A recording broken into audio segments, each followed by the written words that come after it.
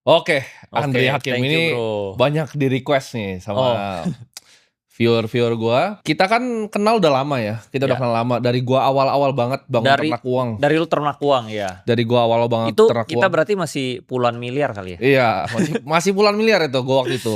Terus ketemu Terus kedua ratusan miliar, iya, sekarang udah triliunan. sahamnya sama waktu itu juga, Iya, Arto kan. benar Kita benar dulu benar main di benar. Arto dan dulu Mmm, gua sama Bro Andri ini kita sering tukar pikiran, bener. suka nongkrong di PIK juga ya Iya kan. iya iya, kita Makanya nongkrong di agak PIK. unik, lu dari dulu dia tuh sukanya nongkrong di PIK, padahal waktu itu rumah lu belum di PIK kan? Gue di Ancol, sampai sekarang gue juga di Ancol. Baru, minggu depan lah gue pindah ke PIK. Nah, ini gue pengen nanya, jadi sebelum kan waktu itu lu sempat cerita ke gue di sana, Mmm, lu tuh mulai dengan alat berat, ya kan? iya, Jadi sebelum lu di capital market ini mhm. sebenarnya, apa sih lu yang lu kerjain dulu? Dulu gue bisnis, Bro. Gue dulu kuliah di Amrik, gue balik, eee kerja sama bokap Ya. sebentar ya, 3 bulan, terus gue ribut. Ributnya benar-benar besar lah, sampai gue nggak ngomong sama dia 3 tahunan lah. Akhirnya gue keluar, gue bisnis sendiri. Terus bener-bener itu nggak dimodalin lah, karena ributnya gede banget lah, pokoknya gede banget. Itu mungkin pokoknya udah gontok-gontokan deh, udah teriak-teriakan lah. Akhirnya gue keluar, udah gue bisnis sendiri, gue bisnis alat berat. Gue pinjem duit, sebagian gue pinjem duit sama, eee, apa, ada leasing alat berat, gue pinjem di sana, DP-nya kan 20%. DP-nya itu gue partneran sama temen gue. Sebelum di alat berat itu usaha yang lu waktu itu pernah kerja sama bokap tuh Mhm. usaha apa, Bro? Bokap gue itu di bidang, eee, impor otomotif ya, motor, sama tambang. Oke, tambang apa? Tambang tanah liat sih lebih tepatnya, di Oke, Bangka Belitung. oke. Iya, Jadi waktu itu sempat kerja, sempat berantem, akhirnya lu mhm. bikin alat berat sendiri, usaha Iya, sendiri. karena kan gue kerja di tambang dia kan, gue kan sempet 3 bulan tuh kan gue cepet lah, gue tipenya tuh kalau belajar tuh cepet. Jadi gue lihat-lihat, oh ternyata di pertambangan ini banyak kebutuhan alat berat, ya udah gue mungkin bisa fill the gap di situ, Oke. Tapi gitu. apa yang bikin dari alat berat nih, akhirnya Mmm. lu ketemu dunia saham nih, capital market nih? Nah gue dari alat berat, itu awal-awal jalan ya 2 tahunan, 3 tahunan, terus udah gitu ada kebijakan pemerintah, tambang itu dipersulit waktu itu, lu harus bangun smelter baru bisa punya tambang. Nah jadi alat berat gue nggak sewa, Bro. Oke, Karena hilirisasi waktu itu ya? hilirisasi, alat berat gue nggak sewa, akhirnya gue jual kan, gue jual, gue pindah bisnis macem-macem tuh di situ. Ada ekspor impor, ada gua trading komoditi lada, terus restoran juga gua pernah, kafe, itu macem-macem, Bro. Makanya gua bener-bener lihat lu ya, menurut gua lu hebat. Lu tuh jadi nggak perlu lewatin kegagalan kayak gua, Bro. Lu langsung masuk capital market, langsung di finance, lu di industri yang tepat. Kalau gua tuh banyak salah jalannya, Bro. Baru terakhir gua di capital market, makanya gua telat Nah, taunya. apa tuh yang bikin awalnya lu lompat? Gua kan waktu itu gua baca bukunya Mmm, si Buffett kan. mmm, Jadi gua berdagang, gua nggak mmm, bisnis, gua dagang terus pengen gua timpukin ke mmm. market semua. Nah, lu bener, lu realize-nya tuh cepet, gua Ya. realize-nya tuh lambat, Bro. Nah, apa yang waktu itu bikin lu ke sana? Kalau gua kan Bikin gua bukunya Warren Buffett tuh. nah, Lu apa waktu itu? bikin gua ke sana, jadi, bokap gua itu ada 2 perusahaan publik itu udah IPO. Bang Harda waktu itu kan? Iya, salah satu Bang Harda, salah satu tambang tanah liatnya itu juga udah IPO. Oke. Namanya Nah, apa ya tambang tanah liat? Ultra Abadi Tbk, Oke, kodenya dulu Aldi, tapi udah delisting. oke. Kalau Bang Harda itu BBHI, itu Alobank sekarang kan? Alobank, itu jual ke, Pak Charul Tanjung. Oke. Nah, di situ gue sering denger dia ngomong gitu loh. Pas IPO itu dia bisa dapat dana gede. Jadi sekilas-sekilas tuh, wah IPO itu menguntungkan ya. Iya. Nah lalu teman-temannya dia itu rata-rata perusahaannya publik, Bro. Oke. Rata-rata yang punya bank di Indonesia itu teman dia juga. Jadi menurut gua circle dia lumayan bagus lah. Nah lalu yang punya S Hardware juga teman dia juga. Kawan lama Ses, grup? kawan lama, Oh, teman oke. dia juga. Nah jadi teman dia tuh rata konglo-konglo lah. Nah suatu ketika itu gua lagi datang ke kantor, gue dipanggil ke ruangan dia. Andri, sini nih. Ada konglomerat Indonesia, top orang terkaya lah, nomor 10 di Indonesia. Kamu denger nih dia ngomong apa. Nah disitulah gue pertama kali denger soal saham, Bro. Itu konglomeratnya inisialnya bisa disebut nggak itu? Janganlah, Oh, janganlah. inisialnya Pokoknya jangan. top 10 lah. Nah Top 10 konglomerat waktu itu atau sekarang? sekarang ini dia di belasan.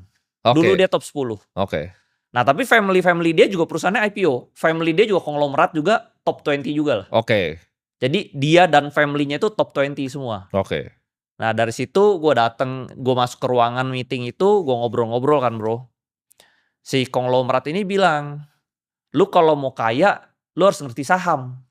Lu kalau nggak ngerti saham, lu nyangkul sampai bongkok lu nggak bakal kaya.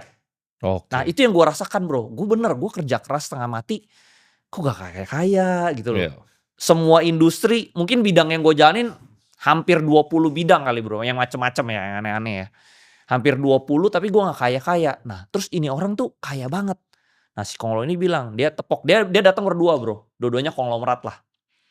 Nih sebelah gue, duitnya 3 tahun lalu paling baru ratusan juta gitu loh.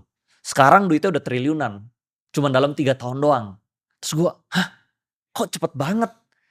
3 tahun, kalau ratusan juta gue juga ada gitu loh. Kenapa ratusan juta gue gak bisa jadi triliunan? Sedangkan ini orang ratusan jutanya itu jadi triliun dalam 3 tahun. Nah terus dari situ dia bilang, lu harus ngerti saham. Nah bokap gue kan perusahaannya udah publik. Tapi bokap gue kenapa gak bisa masuk yang top 20 itu? Karena sahamnya tidur bro. Nah sedangkan yang konglomerat ini sahamnya aktif. Nah dari situ gue baru ngertinya setengah-setengah. Nah kalau sekarang gue udah ngerti 100% yang dia ngomongin. Oke, jadi lu tuh karena mungkin ada circle dari influence dari bokap lu, ketika lu Yes. belajar di sono, Yes. lu denger oke saham nih harus jadi kaya. Yes. Nah awal lu belajar tapi, Hmm. kan lu kan tetap perlu belajar lagi tuh. Yes, gua Itu tetap ada belajar. role model kah, ada mentor kah? Waktu lu pertama mulainya di saham tuh ada yang ngajarin nggak? Nah pas gue denger itu, gue bego bro. Bukannya gue nyemplung saham, gue nyemplungnya ke kripto. Itu 2017. Oke. Cuman kalau di hot udah kaya raya lu sekarang. Benar. Tapi sayangnya, apa ya, kalau anak muda itu kesabarannya nggak ada bro. Gue waktu itu 17, dia crash 18, masih crash juga. Nah 2018 akhir gue masuk ke saham.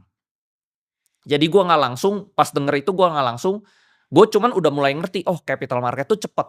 Kalau lu dagang kan lu cari untung, karena kan gue backgroundnya pebisnis ya, gue dagang itu cari untung paling 8%, 7%. Sedangkan gue lihat kalau capital market tuh kalau terbang kan bisa 100%, Ya. 50%, unlimited gitu loh bro. Ya. Nah dari situ gue merasa, oh kayaknya gue harus capital market. Nah tapi gue masuknya salah, gue ke crypto dulu sama ke forex dulu. Oke. Dua-duanya ambles bro. Dua-duanya habis itu. Dua-duanya habis. Baru 2018 akhir, temen gue juga masuk kripto sama gue. Ya. Kita sama-sama rungkat lah. Terus dia bilang, ada yang lebih mirip nih, kayak kripto juga. Kan kita sama-sama bego lah. Ya. Namanya saham, lu coba bikin akun deh. Nah, terus gue bilang, oh iya gue tahu nih. Dulu bokap gue sama temennya pernah ngomong saham ini. Nah di situ lo gue bikin akun bro. Oke. Nah 2019 gue mulai aktif trading. Jadi trader lah. Jadi trader, jadi scalper. Terus belajar bukunya Warren Buffett. Ikut seminar-seminar saham yang kelas-kelas saham orang lain. Oh lu masukin tuh semua. Masukin semua bro. Oke. Technical, fundamental semua gue pelajarin lah. Ya. Sampai akhirnya gue dapet formula gue sendiri. Oke. Gitu. Nah ini kan dunia capital market Indonesia ya, terutama kan tuh sangat sempit bro. Gue kan sempat waktu itu ada dengar lu diajarin lah sama salah satu legend, tapi nggak enak lah disebut namanya. Iya. Gak enak. Legend itu pun ya gue masih kenal lah. Masih kenal sampai sekarang. Oke. Masih kenal. Masih aman dia. Masih aman. Berarti seberapa besar menurut lu pengaruhan dari lingkungan keluarga ini untuk bisa ngajarin lu? Karena kan nggak semua orang tuh dilahirkan dari keluarga yang berada. Kayak gue gak ada ilmunya tuh. Gue gak pernah diajarin. Bokap gue mah gak ngerti apa-apa. Gue dikatain malah waktu itu. Bokap gue juga sebenarnya IPO perusahaannya, tapi dia gak ngerti bro. Oke. Jadi ternyata yang gue realize sekarang ini kan gue ketemu banyak owner emiten juga banyak ya bro ya. Hampir 90% owner emiten tuh gak ngerti saham. Lu believe it or not ya. Mungkin orang bingung ya, ini kan perusahaannya IPO, pasti dia lebih jago dari lu. Belum tentu. Bisa jadi lu lebih jago bro. Dia itu cuman pebisnis yang kebetulan ditawarin, perusahaan lu kalau IPO bisa dapat duit pendanaan awal segini nih. Udah di IPO. Tapi dia gak ngerti saham. Nah itu yang terjadi sama kayak bokap gue. Bokap gue juga gak ngerti saham bro. Nah tapi gue pengen penasaran, di luar dari saham, apa sih yang waktu itu mungkin mindset yang bokap lu tuh ajarin dari lu kecil, kayak tentang uang nih. Karena kan pasti ajarannya beda nih. Sama orang yang misalnya gak terlalu berada tuh pasti ajarannya beda. Gue penasaran apa sih ajaran-ajarannya waktu itu? Kalau bokap gue, ajaran yang berpengaruh di gue itu, lu selalu ngincer bisnis yang industrinya gede. Lu jangan ngincer bisnis-bisnis kecil. Karena satu hari itu 24 jam. Lu mau bisnis gede 24 jam. Lu mau bisnis kecil juga 24 jam. Capeknya sama, hasilnya beda gitu loh. Jadi dulu kan gue suka bikin restoran bro. Restoran gue beda lah sama restoran lu. Restoran gue tuh yang dulu ya kelas menengah bawah gitu loh. Tapi sama Kayak aja kecil-kecil. susahnya. Susahnya sama tapi mungkin bener. hasilnya beda kan. Iya. Hasilnya beda. Nah itu yang bokap gue maksud. Oke. Lu kalau kayak gue dulu kan bisnis restoran yang bawah ini kan ngincernya profit marginnya tipis tuh bro. Nah dia bilang lu ngapain capek-capek.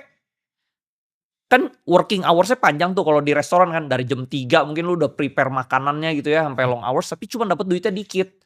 Lu mendingan cari industri yang gede. Lu kerjanya sedikit dapetnya banyak. Nah menurut gue itu finance. Itu jadi lu ada beberapa mindset seperti tadi ya. Bisnis itu yang penting dikerjain yang besar sekalian, jangan Yang bisnis besar. yang kecil. Iya. Nah ada nggak kalau tentang mungkin keuangan, tentang investasi yang lu pelajarin dulu? Karena bokap gua, jadi ini kalau kita orang Chinese ya orang Cina ya. Itu juga ada grup-grup sekte-sektenya juga tuh.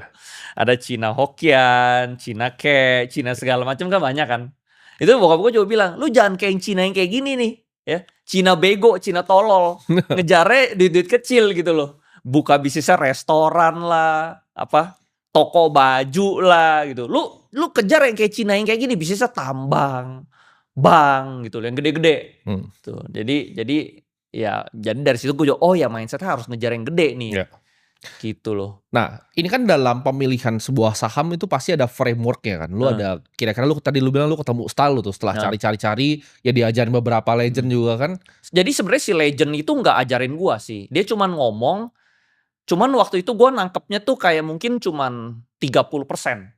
Nah along the way gue di capital market, gue mulai nangkep sedikit demi sedikit yang dia pahamin gitu loh. Oke. Market making itu caranya gimana, lu bikin rame itu gimana. Ya itu semua lah, gue akhirnya ngerti sendiri. Along the way di perjalanan gue. Tapi dia gak ajarin langsung, dia cuma ngomong doang itu gue cuma ketemu satu kali itu doang. Oke. Tapi di perjalanan gue ini dari 2018, perlahan-lahan gue mulai nangkep apa yang dia ngomongin itu. Akhirnya ya jadi yang kayak sekarang. Sekarang itu gue cari saham yang ratusan persen menurut gue sangat gampang bro. Oke, jadi framework lu untuk nyari saham yang ratusan persen ini apa aja bro? Kayak stepnya kira-kira ini yang gue cari tuh harus kayak gini, harus kayak gini, gimana? Awalnya itu gue sebenarnya ketemu Arto itu secara gak sengaja. Awal-awal dulu gue trading, gue cari saham yang value investing. Kan gue baca bukunya Warren Buffett, terus ikut seminar-seminar kan. Value investing lah. Carinya murah, jual mahal. Itu untung gak? Untung, cuman lama bro. Kayak gue hitung-hitung, kayak begini kapan kayaknya ya. Nah tiba-tiba keluar berita tuh di 2019 akhir ya. Bang Artos itu mau diakuisisi sama Jerry Ng. Ya. Nah di situ gue all in bro. Belum all in lah, di situ gue masuk 300 juta lah. Belum all in lah. Gue ada 5 emiten tapi 300 jutanya tuh di Arto ini. Ya udah gue masuk, tidur, gak gerak tuh. November, Desember. Jadi berapa lu masuk? 300 juta. Oke. Harganya per lembar saham waktu itu? Waktu itu gue beli di pucuk di 4.000 bro. Oh udah agak mahal lu masuk udah ya? Udah terbang dari 100 perak dia udah jadi 4.000. Gue beli di 4.000. Terus dia crash kan. Dia crash jadi 2.000. Gue average down. Average down gue cuman sempet di 3.000 kalau gak salah deh. Gue udah gak ada duit lagi buat average down lagi. Duit gue udah mentok. Gue tuh modal dulu investasi saham tuh dari 1M. Oke. 1M itu gue dari kumpulan bisnis-bisnis macam-macam lah. Kan tentunya bisnis ada yang untung lah. Nah mungkin kan kita bisnis bertahun-tahun. Bego banget gitu kan, gak untung-untung. Nah gue dari kumpulan 1M itulah. Oke, jadi dari 1M lu hajar di Arto. Crash jadi 500 juta. Nah 500 juta itu gue hajar ke Arto. Oke. Lu crashnya saham apa tuh salahnya waktu itu? Crashnya sebenarnya waktu itu gak salah. Salahnya itu waktu itu market crash COVID 2020. Semua sahamnya bagus. Ada BCA, BRPT, Arto, terus INKP, satu lagi apalah gue lupa. Semua sahamnya fundamentalnya PE-nya, PE/BV-nya kecil. Kan gue emang carinya yang kecuali BCA ya.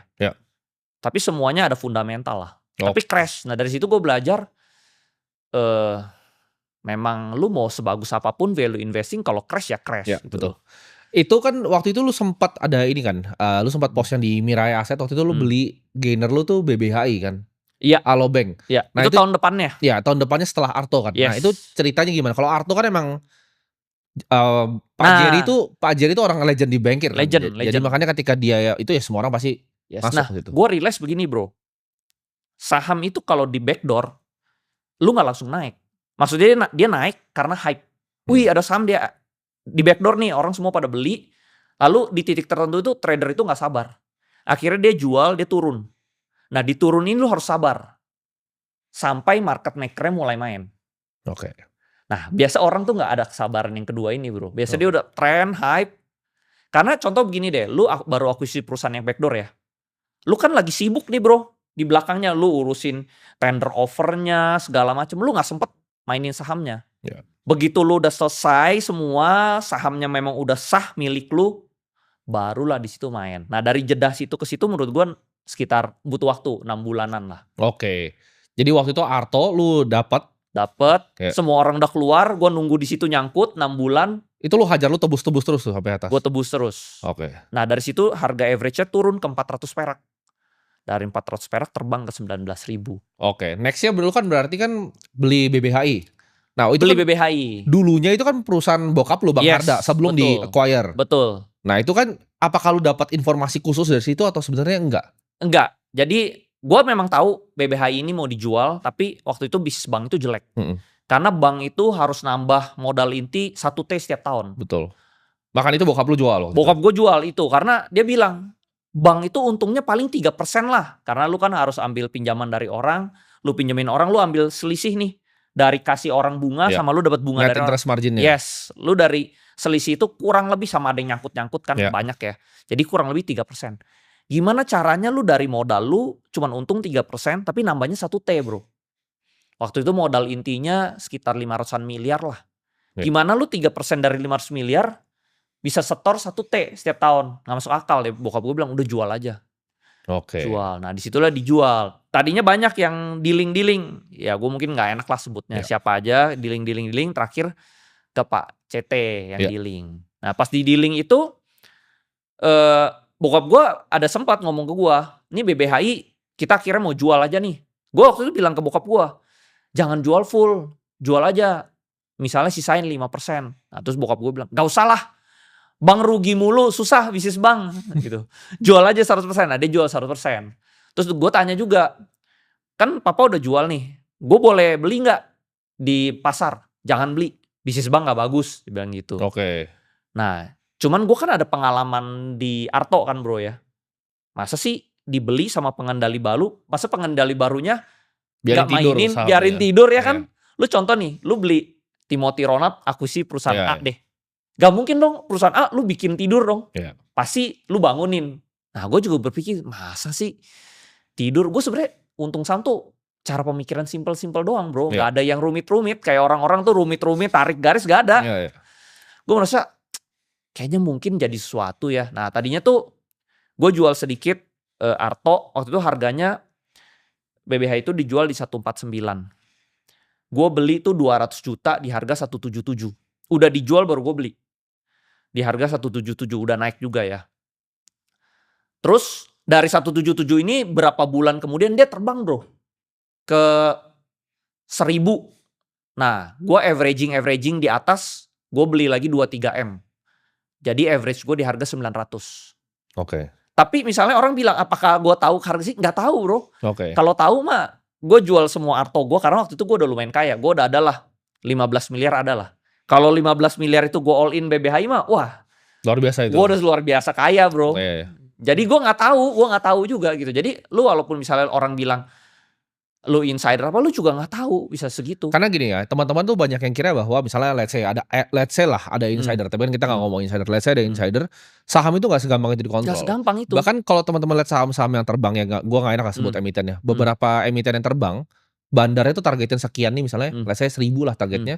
Tiba-tiba itu nyampe 3000 tuh bandarnya bingung sebenarnya. Tapi kalau dia buang sekarang retailnya udah pinter nih, kabur nih. Kabur nih, lari retailnya. Jadi bandarnya pun era sekarang nih, tuh pada bingung sebenarnya. Iya bingung kok segede gini. Iya, terus gue harus ngapain sekarang? Bingung dia. Betul. Dia mau jual apa dia jualan, tapi kalau ketahuan dia jualan habis pasti barangnya. Jadi sebenarnya gue enak ngomong sama lu tuh karena gue ngomong sedikit tuh lu udah paham gitu loh. Lu udah ngerti lah. Kan pelaku market gue juga cuman di Arto bro. Gue puluhan miliar pertama tuh dari Arto waktu itu. Cuman lu pernah ada akhirnya jadi bisa pengalaman gak enak gak? Dari yang awal-awal nih kita ngomongin sebelum Pani ya. Ada gak saham-saham yang akhirnya lu ngerasain rugi gitu loh? Ada. Gue sih orangnya belak-belakan. Gue di Karwe gagal. Gue pikir dia mau di backdoor. Jadi backdoor itu bener-bener tergantung ownernya sih. Kalau ownernya jago market, jadi bagus. Kalau ownernya nggak ngerti market, zong. Oke. Gitu. Jadi yang di BBHI juga sama ya. Akhirnya dia terbang tuh dulu gue targetin ini bisa ke 2.000 aja lah, gue udah seneng. Ya. Totalnya 10.000 bro. Oke. Gimana caranya lu bisa nilai kualitas manajemen dalam saham? Kalau sekarang kan orang banyak lihat ownernya nih. Karena ibaratnya ownernya ini mau ngasih duit ke retail atau enggak kan. Dan ada satu owner yang pernah ngomong ke teman gua, dia bilang bahwa valuasi itu kemampuan yang penting gitu. Jadi gimana cara lu nilai kualitas owner atau manajemennya nih yang kira-kira sahamnya tuh era sekarang layak dikoleksi? Nah sekarang ya gue udah level yang lebih tinggi lagi bro. Ada perusahaan di backdoor, tapi fundamental bagus nih, tapi ownernya nggak ngerti saham, gue nggak mau pegang. Lo harus ownernya mau main saham? Ownernya harus ngerti saham. Oke. Setidaknya dia hire orang yang ngerti saham baru gue mau masuk. Karena percuma bro, dia kalau nggak ngerti saham nih, sahamnya tinggi, ujungnya dia jual. Dia balik lagi ke bisnis real. Oh oke, ngerti gue. Karena 90% pebisnis real tuh gitu.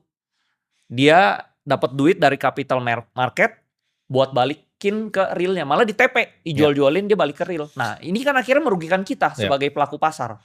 Oke, mungkin kan 2025 ini kan ini fenomena yang sangat berbeda. Zaman COVID kan dulu ya itu saham apapun naik. Abis COVID itu ada trennya teknologi sampai akhirnya Bukalapak tuh orang kapok semua. Kapok. Abis itu saham tuh dulu kan COVID 30-an T ya per hari. Sekarang udah mau balik tuh ke 30-an T. Jadi udah 28-29 T, dulu sempat di 8 sampai 10 T itu kan 2022, 2023. Nah sekarang tuh fenomena yang gue lihat pribadi itu adalah ini sebenarnya nyontekin dia, di mana ini gayanya Mukesh Ambani. Yes. Dia Reliance, dia goreng sahamnya, ketika dia dapat duitnya dia nggak TP kayak yang lu bilang, tapi dia nyolokin aset beneran. Jadi dia beli perusahaan beneran. Biar PI-nya jadi bagus. Jadi awalnya PI 80 tuh jadi bagus PI-nya. Itu yang dilakukan Pani juga kayak gitu, bro. Dia naik. Ya mungkin menurut gue sih pasti dia ada jual-jual sedikit, pasti ada kali ya. Jual-jual sedikit, tapi dia beresin fundamental, dia masukin ke belakang biar PE BV-nya mengecil terus. Biar dia bisa naik lebih tinggi. Perusahaan apa sih bro yang kira-kira menurut tuh ada menarik seperti itu? Karena mungkin kita bisa cerita Pani sedikit ya. Pani itu gue inget, jadi ini gue bisa vouch buat dia. Gue sama dia tuh waktu itu kita ngopi kayaknya di Senopati deh. Waktu itu bareng ada Filman juga Trimegah. Sama ada Alvin waktu itu, kita ngobrol Pani itu 1.000 harganya. Dan gue inget lu tuh kayak nge-pitch Pani ke semuanya. Lu cerita lah waktu itu tentang Pani. Gue beli sih, tapi saya beli terlalu dikit bro. Gue beli cuma 1 M karena waktu itu kan gue Lu kan waktu itu hajarnya Bitcoin kan. Gue all in di Bitcoin. Gue pikir ini menarik sih, ceritanya lo menarik. Waktu itu yang lu cerita ke gue tuh jalan tolnya aja berapa? Jalan tolnya waktu itu keluar berita 18 T. Iya. Waktu itu market cap-nya masih 1 T. Murah banget, kayak masih di bawah bahkan. Iya. Di bawah makanya gue tuh selalu investasi saham tuh nggak yang ribet-ribet bro. Logika dagang kita. Soalnya emang gue kan backgroundnya pebisnis. Jadi gue tuh logika pebisnis aja gitu. Gue lebih main psikologis ownernya kayak gimana. Kayak misalnya lu akuisisi, masih sih saham lu bikin tidur kalau lu ngerti saham ya kan. Terus misalnya lu market cap 1 T, jalan tolnya 18 T. Gue lebih kayak psikologis owner lah. Itu sih. Gue nggak yang rumit-rumit bro. Dan itu kan juga menarik kan, dimana waktu itu mereka jualannya kan juga luar biasa tuh. Pick gue sampai ke ujung tuh. Dan tanahnya Pak AS kan, Pak Antoni Salim punya tanahnya. Itu bisa sampai jauh banget kan. Sampai jauh, betul. Waktu itu tesisnya menarik dan itu salah satu play yang bikin orang Indonesia banyak untung kan. Nah tapi apa yang pertama kali bikin lu decide, oke, ini ide gue mau Pani ini dari mana idenya? Waktu itu gue ada TP Arto, gue ada TP BBHI. Waktu itu duit gue udah puluhan M bro. Nah terus gue bingung, beli apa lagi ya? Karena lu tau lah di Indonesia itu gak banyak pilihannya kan. Barangnya dikit. Yang bagus tuh sedikit. Jadi gue bingung masuk apa ya. Nah waktu itu kebetulan gue cuma ketemu Pani doang. Gue ketemu Pantai Indah Kapuk. Gue lihat ini skenarionya sama persis kayak gue di Arto dan BBH. Gue kayak ada merasa kayak sedikit deja vu gitu bro. Ini sama persis nih. Pokoknya nih gue merasa nih Arto di backdoor, RI1, RI2, BBHI di backdoor RI1, RI2. Ini juga sama nih story-nya. Udah ada cerita dia mau RI juga. Di berita waktu itu. Gue bukan insider. Gue waktu itu tuh bener-bener orang misalnya bilang ya, gue insider di Pani. Gue gak kenal Aguan bro. Nah jadi teman-teman mungkin ini ya, karena insider tuh juga sama ya, balik lagi. Insider belum tentu benar. Insider bisa lo dikerjain sama informasinya. Bener.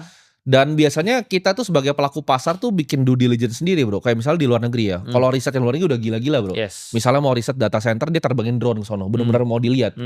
Kan sebenarnya teman-teman kalau mau analisa misalnya contoh ya PANI atau misalnya saham properti lain, ya datang aja ke marketing galerinya. Tanya salesnya kan juga dapat informasi. Itu yang gue lakukan. Gue nanya salesnya. Gue datang ke salesnya, gue tanya nih lahannya dari mana sampai mana. Nah, dia cerita tuh dari mana sampai mana ya. Akhirnya gue tau lah nih lahannya masih gede. Terus kan gue bisa tebak-tebak ya PT-nya apa aja ya. Dari situ gue bisa yang ini udah masuk, artinya yang mana yang belum masuk. Dari situ udah gue all in lah pokoknya. Waktu itu gue telepon sekuritas lah. Bro ini oke gak masuk PANI? Jangan bro, lu lihat aja semua perusahaan properti gak ada yang naik. Tapi waktu itu gue kayak gak tau, conviction gue tinggi banget. Gue all in. Semua duit gue Arto BBHI semua 90% masuk sana. Nah gimana caranya lu ngatur portofolio? Jadi apakah lu yang tipikal 1-3 aja hajar-hajaran? Gua sih kayak gitu ya. Gua gak pernah kayak, gua paling anti supermarket. Karena Charlie Munger bilang dia aja cuma 3 gitu. Gua waktu itu portfolio gue cuma 1 bro, PANI doang. Oke, hajar full dorong. 90%. Margin gak atau? Enggak, cash. Cash dorong semua full? Cash dorong full. Tapi gue itu belinya 4 bulan. Karena waktu itu PANI itu sangat gak liquid. Jadi gue tiap hari cicil beli sampai 3 bulanan lah. Terus itu gak gerak bro. 5 bulan gak gerak, baru bulan ke-6 dia terbang. Terbang. Apa pandangan lu terhadap valuasi di Indonesia sekarang? Apakah menurut lu ini emang saham-sahamnya mahal? Karena gini, di India ada yang berhasil, Mukesh Ambani, tapi ada juga yang gagal kan akhirnya. Jadi Reliance berhasil digoreng, tapi yang Gautam Adani punya kan kena hantem kan, kena berita jelek, hantemnya jauh. Nah menurut lu apakah kayak gitu bakal terjadi? Karena ini kan siklus kan, dimana COVID itu awalnya yang dari run up 2019 jatuh, yang tech itu jatuhnya pas dibuka lapak, Goto IPO udah gak kemakan lagi sama publik. Apakah ini akan ngulangin siklus yang sama bro? Karena gue lihat ini lumayan mirip nih sama zaman-zaman dia udah di ujung-ujung buka lapak sama Goto. Nah kalau gue selaku orang yang ngerti di market, balik lagi tergantung market cap-nya bro. Jadi setiap emiten kan ada market cap besar, ada market cap kecil kan. Contoh nih, lu owner emiten ya. Lu tahu nih perusahaan lu bagus dan lu orang finance, lu mau jaga sahamnya. Tapi karena kondisi global, saham lu crash deh. Crash, tapi market cap lu kecil. Let's say lu market cap-nya cuma 1T. Crash nih, jadi 500 miliar. Pasti lu sikat lagi dong. Lu sendiri yang sikat bro. Betul. Nah tapi seandainya nih, ada kondisi kedua, lu punya emiten, market cap lu udah 300T. Terus crash. Nah mungkin lu gak kuat bro. Power buat nadangnya. Nah jadi sebenarnya tergantung nih. Dia emiten kecil atau emiten gede. Kalau emiten kecil, ownernya punya duit, ketahan. Tapi kalau emiten gede, ya contohnya ya kita ngomongnya PANI deh. Kayak PANI crash tuh waktu yang isu pagar laut bulan April sama Donald Trump kan. Itu sebenarnya ownernya mungkin mau jaga bro. Tapi flow-nya terlalu gede. Lu bayangin, dia market cap-nya waktu itu 300T tertingginya ya. Crash, itu outflow-nya tuh ratusan miliar bro. Sehari itu bisa 200-300 miliar. Gak kuat lah bro nahannya. Lu butuh duit banyak banget. Buat dorongnya kan. Iya buat nadahnya duit barang masyarakat juga lu gak kuat. Nah tapi kalau lu market cap kecil, lu kuat. Nah jadi tergantung market cap-nya bro. Nah ini gue ada pertanyaan nih unik nih. Kalau netizen tanyanya biasa sama. Mereka pengen tahu sahamnya apa. Kalau misalnya gue bikin pertanyaan lebih unik. Lu cuma boleh pilih 3 saham. Cuman gak boleh lu trade dalam setahun. Lu harus holdnya 10 tahun. Holdnya 10 tahun ya? 10 tahun. Kira-kira apa? Ya ini di sekarang, di pikiran lu aja. Tapi gue udah kondisi kaya seperti sekarang. Iya, kondisinya lu kaya seperti sekarang. Kaya seperti sekarang gue masuknya blue chip. Blue chipnya apa? 3-nya apa? Blue chip gue mungkin 1 Mandiri, 2 BNI, 3 BRI. Oke, jadi lu masuk 3 itu ya? 3 itu. Sekarang pun juga gue ada masuk 3 itu. Kenapa yang BUMN bro? Bukannya berbahaya ketika misalnya let's say ini gue ngomong Wakanda ya, pemerintah Wakanda tiba-tiba mau hapus mikro punya loan. Itu kan pasti asing hilang semua. Karena gue merasa pertama dividennya itu udah gede banget. Sekarang nih kalau lu masuk Mandiri itu dividennya 9%. Iya 9,5 bro. Anggap dia crash lagi deh jadi 11%.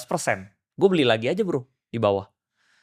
Terus BNI itu 9% dividennya. Tapi kalau lu lihat ya pembukuan dia tuh sebenarnya di harga sekarang tuh bukan 9%, bisa 10-11%. Jadi gue beli aja Gak usah gue jual-jual 10 tahun.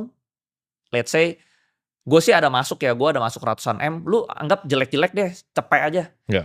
Cepet M aja lu bego-bego 10 M bro. 10% itu 10 M setiap tahun. Tapi lu gak mau ngincar capital gain ya. Karena kalau kita lihat dari Mandiri sama BRI sendiri, BRI kan earningsnya nih mulai turun kalau kita lihat. Labanya nih kayaknya forecast ke depannya makin turun dia. Tapi, lu gak ada concern soal itu? Enggak, gue merasa si Danantara ini pasti ngerapiin kali ya. Tapi gue memang gedenya bukan di BRI sih. Gue gedenya itu di Mandiri. Oke. Mandiri itu lebih corporate. Kalau BRI itu lebih yang middle to low ya. Jadi gue emang lebih high-nya tuh di Mandiri sama BNI. Karena dua-dua ini corporate. Oke. Nah jadi corporate masih aman kan. Jadi gue bego-bego nih. Terus udah gitu bro, ini kan kita podcast bulan Desember ya. Dia tuh bagi dividen bulan Maret bro. Berarti Januari, Februari, Maret. 3 bulan lagi kita dapat 10%. Bego-bego doang bro. Oke. Jadi gue itu sih. Oke. Terus mungkin ada jeleknya, misalnya ketakutannya, misalnya bulan Desember ini ada outflow ya dari asing. Misalnya MSCI dirubah, lalu asing keluar, pasti yang terdampak kan mungkin blue chip terdampak kan, outflow kan. Terus dia jadi 12% misal dividennya. Sikat lagi bro, lebih banyak. Lu gak usah kerja bro. Oke. Lu mau setiap bulan travel pakai first class juga duit lu gak habis. Nah ini 10 M. Mungkin pertanyaan ini ada, gue tambahin lagi nih pertanyaan satu lagi. Itu kan tadi 3 saham buat 10 tahun. Oke. Kalau satu saham sampai mati. Jadi lu gak boleh ganti. Duit itu semua harus lu all in di satu saham doang ini. Satu saham sampai mati? Sampai mati tapi. Gue beli emiten gue sendiri, gue IPO, gue pegang emiten. Kecuali pengendali. Lu harus jadi non pengendali. Oh gue jadi non pengendali. Lu non pengendali. Kalau pengendali semua orang pasti mau begitu. Karena dia bisa kontrol dong. Bisa kontrol. Emitennya lu bisa beli saham-saham lain. Iya betul. Jadi Berkshire Hathaway gitu kan seumurnya. Jadi Warren Buffett itu. Tapi kalau misalnya gua sampai mati, mungkin saat ini sih gua masih blue chip ya, masih Mandiri, BRI, BNI sih. Oke, antara 3 itu. Ya, soalnya kalau BCA nih, BCA tuh sebenarnya dari 4 ini kalau lu tanya performance-nya paling bagus pasti BCA. Ya. Tapi kan lu tahu kan apa?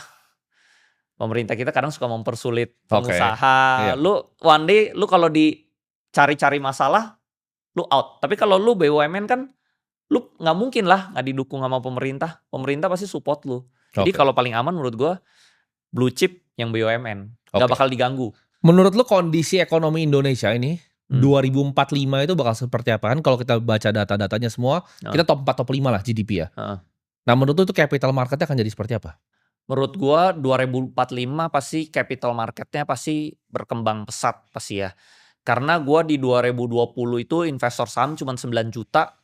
Per tahun ini investor saham tuh udah 20 juta bro. Udah naik 2 kali lipat lebih. Jadi menurut gue, ini kan compounding pasti kan. Compounding jadi harusnya pasti capital marketnya mungkin bisa jadi kayak India mungkin. Menurut gue sih Indonesia sama India tuh mirip. Oke. Nah jadi mungkin ke arah sana. Nah contohnya dulu tahun lalu kan, awal tahun lah. Itu kan outflow asing gede banget tuh gara-gara MSCI kan. Orang-orang pasar kan tadi udah pesimis banget, wah ini udahlah hancur lah bursa saham, udah nggak ada transaksi lah. Turns out transaksi malah lebih gede dari lokal bro. Ternyata lokal-lokalnya rame.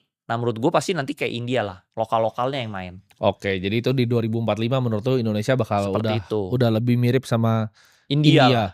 Nah, ini mungkin pertanyaan sedikit Mari. Kemarin gue nonton podcast Elon Musk, dia bilang bahwa AI dan humanoid itu bakal ngubah semuanya. Nah kita kan Indonesia nggak mungkin lah kita bikin chip kayak Nvidia itu nggak mungkin. Cuman kan kita ada beberapa bahan-bahannya di sini sebenarnya untuk 2 itu. Menurut lo apakah ada saham-saham yang menarik justru untuk sampai 20 tahun ke depan yang merupakan bahan mungkin raw material dari chip ini dan juga robot-robot ini? Kayak misalnya pasir silika kan dipakai tuh. Iya betul, pasir silika dipakai untuk bikin chip ya. Iya. Tapi menurut gua kalau di Indonesia kurang. Soalnya tambang itu izinnya tuh setiap dari gua kan dulu bokap gua juga di tambang ya. Jadi menurut gua tuh tambang itu adalah bisnis yang tidak stabil. Lu tuh pegang IUP pertambangan tuh cuma 5 sampai 10 tahun terus gitu lu perpanjang lagi. Jadi kalau one day tiba-tiba IUP lu nggak diperpanjang itu lu udah mati. Itu pertama dari perizinan lu mati. Kedua dari depositnya. Ketiga dari harganya. Keempat, kalau tiba-tiba ada material lain yang bisa substitute, itu juga mati bro. Contoh dulu kan Misalnya orang pakai batu bara terus bisa disubstitute pakai yang green. Iya. Terus dulu contoh tanah liat gue tuh, bokap gue kan itu dibakar jadi keramik, keramik kayak gini, ya kan. Tapi ternyata bisa disubstitute pakai tanah liat tipe lain. Nah, jadi itu bisa berubah. Nah, contohnya nikel juga. Dulu baterai pakai nikelnya, sekarang bisa dirubah kan, Iya. pakai yang lain. Nah, itu menurut gue tambang itu nggak forever. Oke. Tambang itu nggak forever. Nah, gue ada pertanyaan yang menarik nih. Kalau misal di negara seperti mungkin India atau Amerika atau Cina, Cina enggak lah, mungkin India atau Amerika ya. Kalau kita misalnya kita bukan investor profesional, kita biasa nyarinya reksadana saham. Cuman di Indonesia mungkin dalam 3 tahun ini ada eksodus yang luar biasa dari reksadana saham nih yang gue lihat. Jadi ini ayam-ayam ini pada kasihan kayaknya. Betul. Agak nggak perform lah. Agak nggak perform, kenapa? Nggak perform. Karena mungkin ya barang-barang seperti yang tadi saham-saham konglomerat mungkin mereka nggak dapat jatah dan nggak bisa masuk web besar. Iya. Jadi betul. mereka resort untuk ya masuk blue chip yang kita lihat selama 5 tahun ini mungkin rata nih. Betul. Kemarin gue baru ketemu sama si Wilson juga, Bibit. Dia cerita kalau misalnya 90% tuh RDPU, RDPT. Iya. Jadi kayak sekarang itu ada eksodus besar-besaran nih dari reksadana saham. Menurut lu dengan kayak lu edukasi sahamnya ini kayak begini, ada andil nggak dalam situ? Kalau menurut gue ada, soalnya di mana kayak orang oke, maunya sendiri gitu. Nggak mau nitip di reksadana. Karena menurut gue zaman dulu tuh ada wave yang suruh orang beli misalnya beli reksadana indeks lah begitu. Gue setiap kali denger influencer yang ngomong kayak gitu di Indonesia, gue pikir ini bukan S&P 500. Serikati bukan S&P 500. Gak perform bro. Lu kalau pilih gituan gak perform. Terus management fee kan besar banget, 3-4% kan. Nah ini karena kan gue ambil kelas WMI kan. WMI Wakil Manajer Investasi kan. Jadi di Indonesia itu ada peraturan yang aneh bro. Lu kalau misalnya jadi manajer investasi, lu tuh harus dipecah. Portfolio lu jadi 10. Betul. Itu menurut gue agak bodoh bro. Lu 10. Jadi gimana perform? Alokasinya juga ada kan. Kalau saham harus 90-10 kan dia. Iya. Jadi kalau misalnya yang ini naik nih, yang saham yang nomor 1 naik tinggi, lu harus jual, lu harus bikin jadi rata lagi. Ya terus lu jadi nggak bisa perform dong bro. Nah itu peraturannya peraturan itu bikin mereka nggak bisa perform. Itu contoh misalnya lu dapat saham Pak PP nih, Pak PP-nya perform. Lu harus jual Pak PP-nya, harus ya, lu nggak boleh keep, lu harus jual, masukin rata yang lain, jadi semua harus maksimal 10%. Ya. Nah itu bikin nggak bisa perform. Jadi kalau lu masuk reksadana, lu mendingan lu masuk sendiri. Oke. Nah ini peraturan utama yang bikin dia nggak bisa perform kayak S&P. Oke. Nah ini gue mungkin pertanyaan sedikit ya. Kan kemarin gue ada dengar beberapa kasus yang di pasar modal ini orang dihack ya. Kita nggak usah ngomong lah sekuritasnya apa. Itu menurut lu kenapa mungkin bisa terjadi sebagai pengamat di pasar? Dan kenapa misalnya let's say bursa itu nggak bisa reverse transaksi? Kalau setahu gue mekanisme bursa itu harusnya bisa reverse transaksi. Itu menurut lu kenapa? Kalau yang kemarin, jadi akun gue sendiri juga ada kena hack bro. Oke. Tapi gue dananya dibalikin. Oke. Dana gue dibalikin. Di sekuritas apa kalau nggak bisa ngomong? Janganlah. Jadi gue juga kena hack. Itu ratusan juta dibalikin tapi dananya. Canggih sekali kan mereka hacker. Jadi pakai malware. Canggih. Mereka. Jadi gue bingung ya. Waktu itu libur panjang bro. Waktu itu libur kalau nggak salah Sabtu, Minggu, Senin. Ya. Atau Kamis, Jumat, Sabtu, Minggu, Senin gitu. Libur panjang ya.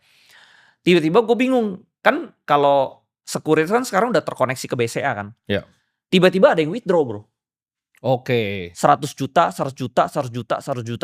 gitu. Di withdraw banyak. Nah terus gue bingung. Ini apa nih? Nah gue hari Senin gue tanya.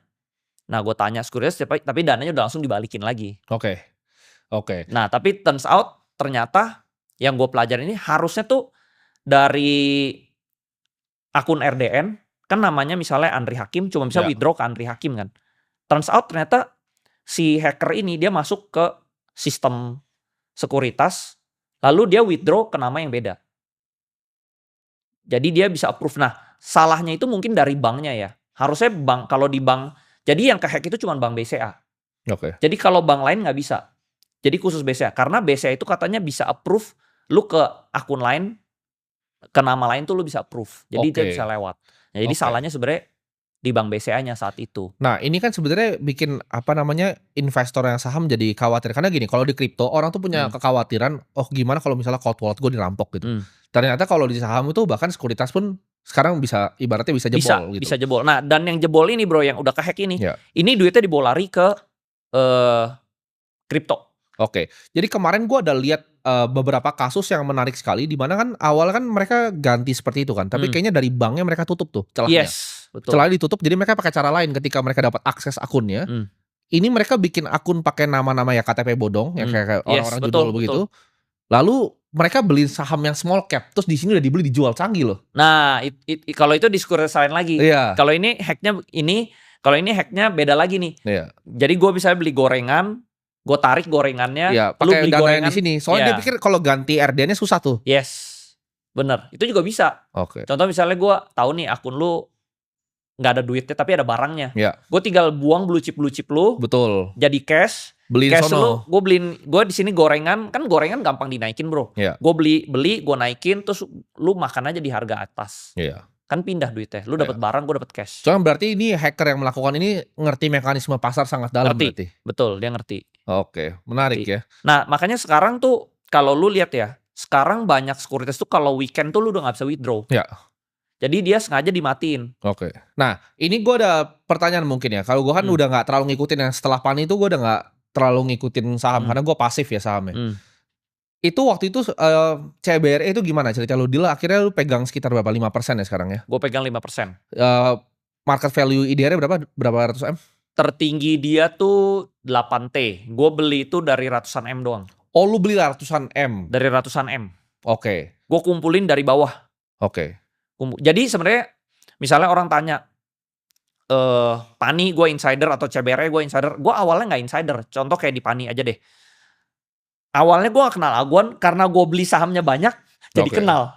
Jadi kenal kan orang pasti kayak lu punya emiten, terus gue beli banyak sih. Ini siapa nih Andri Hakim beli emiten gue banyak, jadi kenal bro. Kan DPS-nya kelihatan kan? Yes, jadi CBRE juga awalnya gue beli banyak bro. Gue pertama ada berita bahwa CBRE ini diakuisisi.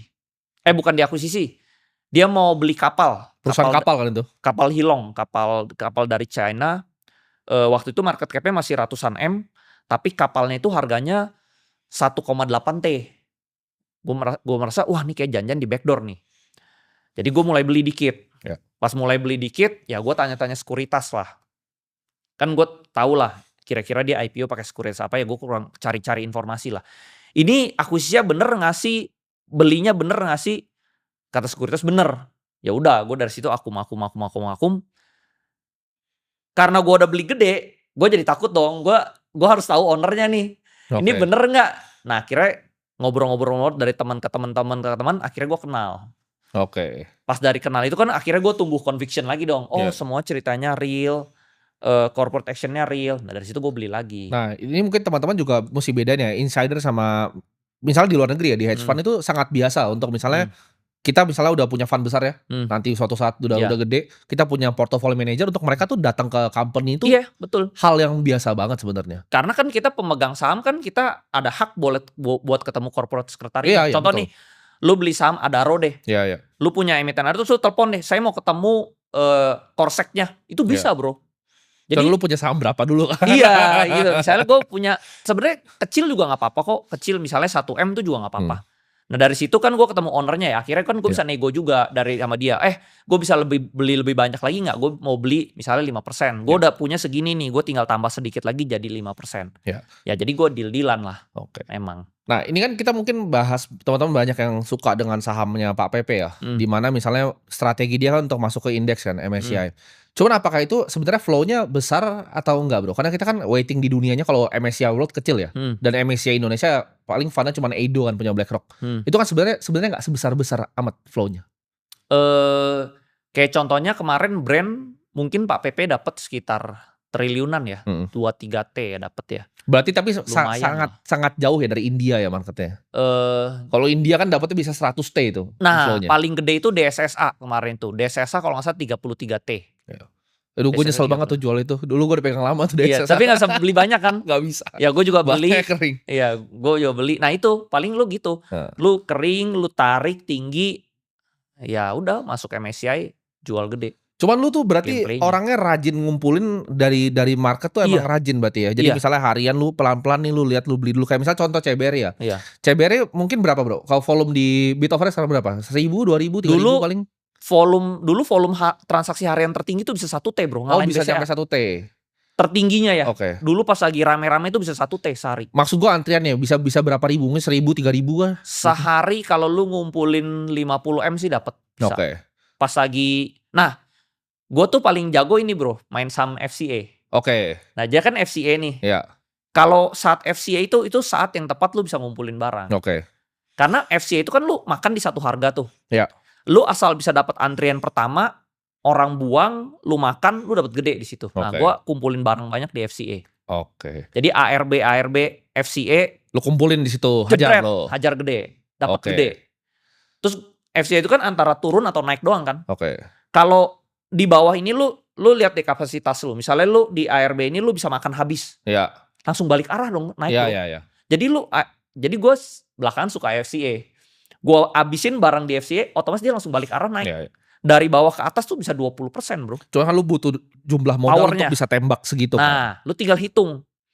Power lu kira-kira lu bisa habisin barang di bawah gak? Kalau lu merasa duit lu lebih banyak daripada duit retail. Ya, lu hajar aja. Lu lawan aja. Iya. Cuman kalau gitu kan lu butuh jualannya juga. Kalau lu ngambil ARB-nya segitu, ketika dia balik, lu harus jualnya harus cantik dong. Nah, gak bisa lu tanggain ke bawah jebret gitu, gak bisa. Enggak. Gue tipenya itu kalau lagi ngumpulin, gue ngumpulinnya pelan-pelan. Kalau jual, gue tipenya jualnya pelan-pelan. Gue tipenya orangnya sabar bro. Gue jualnya misalnya 2M, 1M, 2M, 1M. Ya makanya lu berarti orangnya kalau rajin. Iya. Kalau gue gak serajin itu, kayak misalnya di kripto aja ya. Lu mungkin langsung jebret kali, jebret gitu. Kripto kan gak ada market impact-nya. Tapi misalnya kalau yang koin-koin yang mungkin lebih kecil, waktu itu zaman 2024 kan gue banyak yang jackpot tuh, yang kering-kering. Kripto tuh ada canggih, dia ada kayak TWAP namanya, time weighted average price biasanya.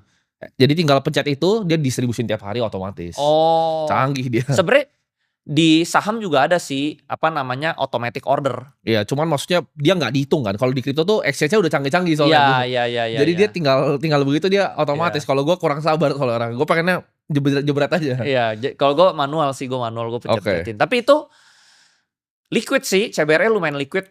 Lumayan liquid. Jadi kan gue beli di bawah banget, terus sahamnya udah naik tinggi, ya untungnya udah banyak lah. Gue cuma perlu jual sedikit, modal gue setidaknya udah balik. Kan saham-saham PP, BRPT, Brand, Cuan itu udah masuk MSCI semua kan? Tinggal ini satu berarti yang belum. Ada satu CDI ya belum masuk? Iya. Ya kita udah tahu lah next gameplaynya kemana. Menurut lu 6-12 bulan ke depan, nah, saham apa yang bisa 50%, 100%? Salah satu CDI mungkin bisa. Mungkin ya, we don't know, tergantung moodnya Pak PP. Tapi dia udah gak ada mainan nih. Brand udah masuk, Cuan udah masuk, BRPT udah masuk, PTRO udah masuk. Dia cuma mainan dia tinggal sisa ini. Kalau dia mainin yang ini, dia cuci piring di atas bro. Cuci piring asing. Tinggal ini doang yang belum. Menurut gue sih full power dia bakal kesini. Menurut gue. CDI ini kan isinya lumayan banyak ya. Ada renewable, ada macam-macam ya.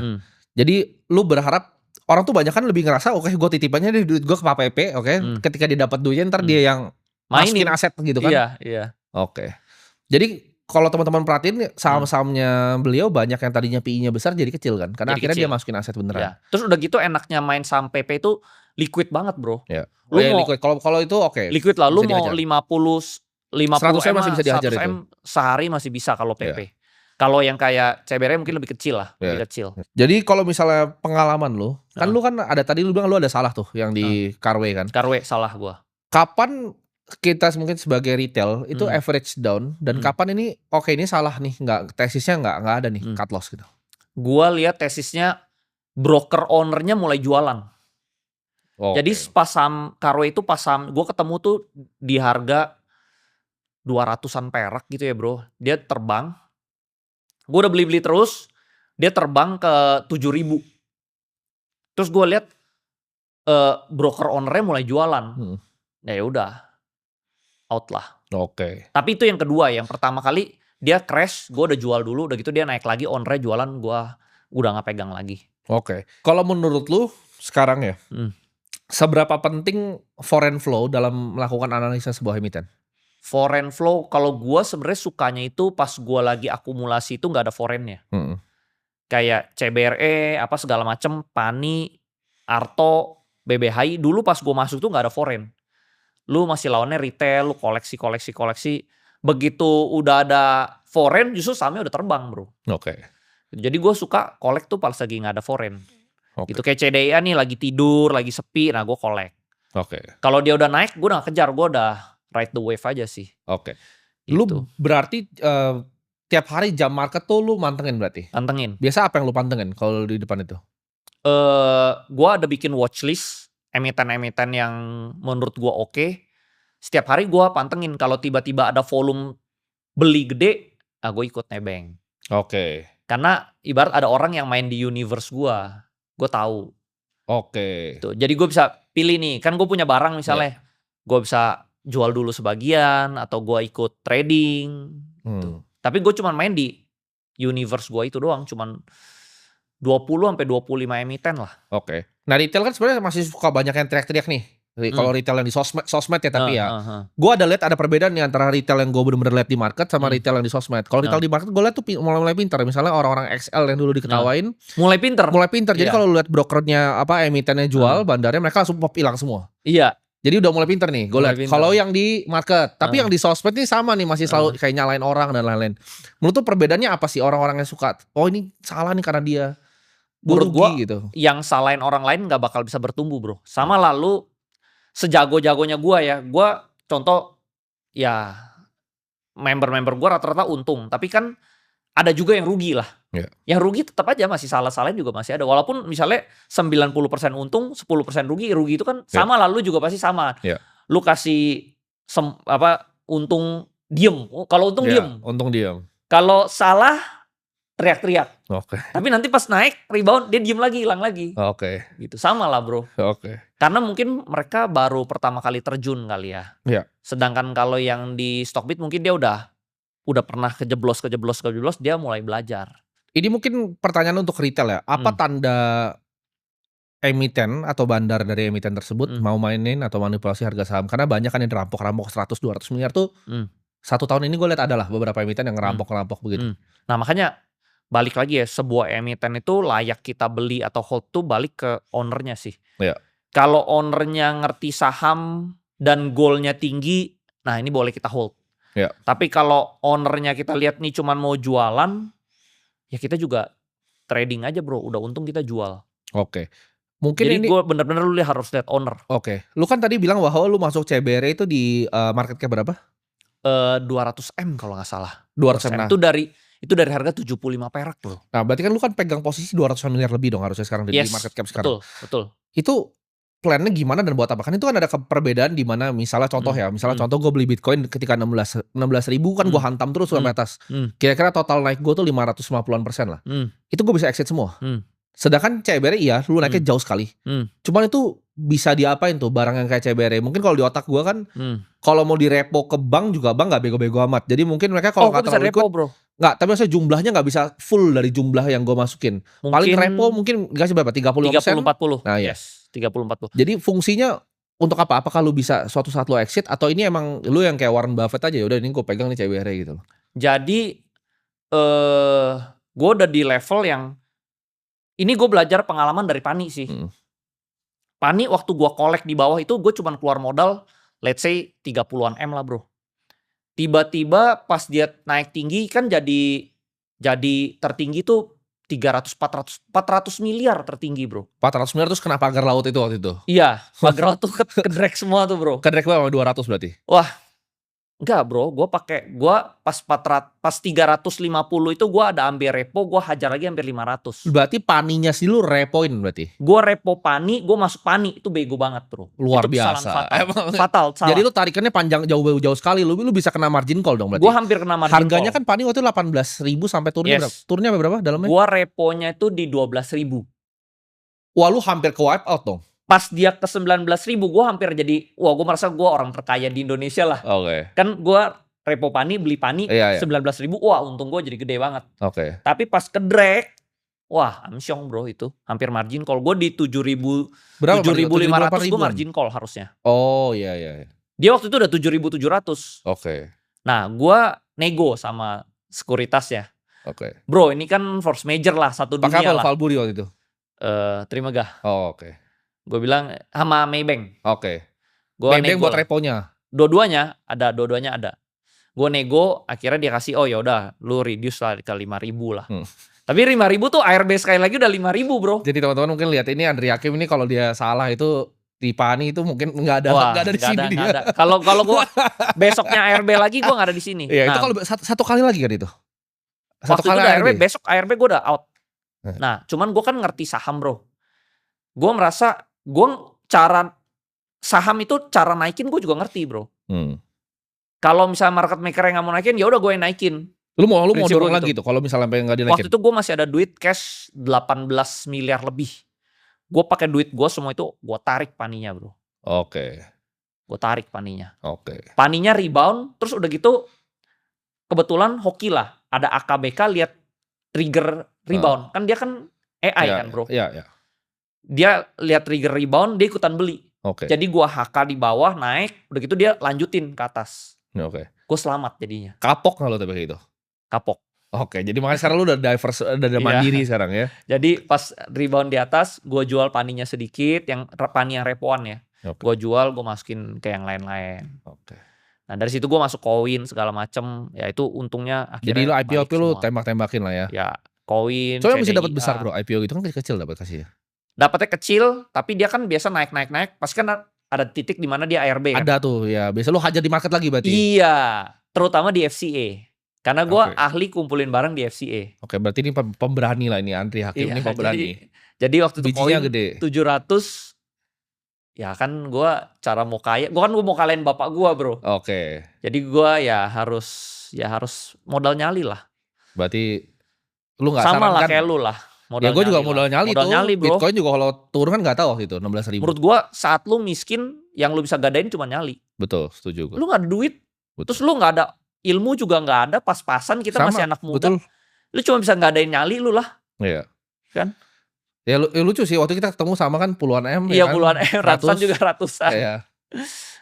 Berarti lu 11-12 lah, gue lihat kan lu waktu itu juga lu kasih lihat portfolio Bitcoin lu kan. Ya lu mungkin ya lu lebih banyak dikit, kadang gue lebih dikit-dikit, ya mirip lah. Cuman mungkin kalau sekarang gue lebih liquid kali. Iya lu lebih liquid. Gue lebih liquid. Mungkin gak se-liquid itu. Nah tapi gue bisa dapat repoan bro. Cuma menurut gue menarik juga kalau misalnya lu bisa main yang kayak CBR ini lu hold. Kalau kayak si Mukesh Ambani kan akhirnya dia tuh family-nya ngutang sampai dia mati aja bro. Karena kan sahamnya bisa naik. Misal saham 20% 15%. Utang tuh paling cuma 3, kalau level dia 3-4%. Dia ngutang sampai mati aja gitu. Ya. Jadi akan selalu ada gapnya antara utang dia dan asetnya. Nah ini mungkin gue kasih ilmu yang cuman mungkin gue buka di Timothy Ronald doang ya. Jadi contoh misalnya lu beli saham di harga 100 bro. Rata-rata lu 100. Ini cuma gue buka di sini doang nih. Gue belum buka siapa-siapa. Lu harga rata-rata 100 ya. Terus sahamnya terbang nih ke 200. Lu repo lah bro. Misalnya dapat 40%, 30%. Bunganya misalnya gede. Bunganya 14-15%. Tapi kalau saham ini bisa terbang ke 1.000. Gak ada artinya bro. Dari 200 ke 1.000 kan lu udah untung mungkin hampir 100. Enggak 100%. Berapa ribu persen bro. Bunganya cuman 14%. Keuntungan lu upside lu jauh. Dan lu repo di atas itu lebih gede lagi reponya bro. Jadi tapi sebenarnya modal lu sebenarnya kecil banget. Nah ini gue alamin karena di Pani ya. Jadi gue dapet ilmu kayak oh iya ya. Dulu kan sebenarnya modal gue cuma 30M. Tapi gue repoin kok gue dapetnya ratusan M. Nah itu bro. Tapi hati-hati teman-teman, pedang mata dua. Enggak ya, ini pedang bermata dua. Kalau sampai salah mampus. Nah bagusnya itu, lu repo tapi jangan beli barang yang sama. Kalau lu repo beli barang yang lain, lu jadi kaya, lu jadi unlimited money bro.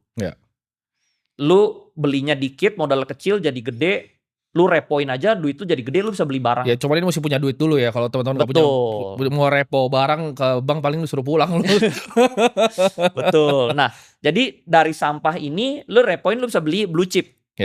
Jadi lu menjaminkan barang yang let's say bukan jelek banget sih, sedang-sedang, tapi lu bisa belinya blue chip kan. Terus lu udah bisa hitung kan misalnya repo itu bunganya 14%.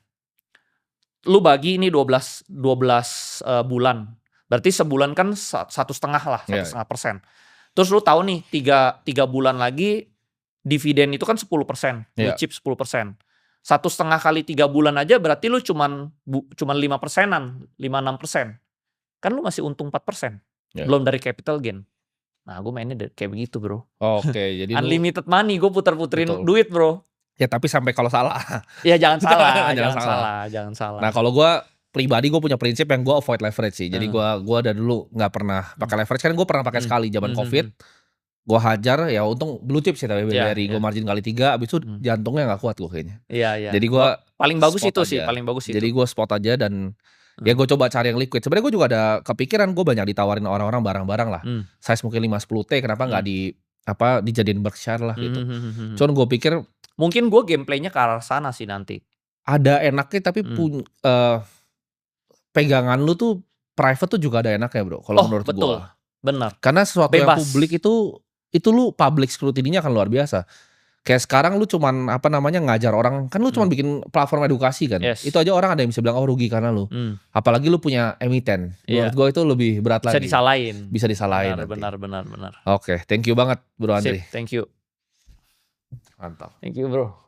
Oke.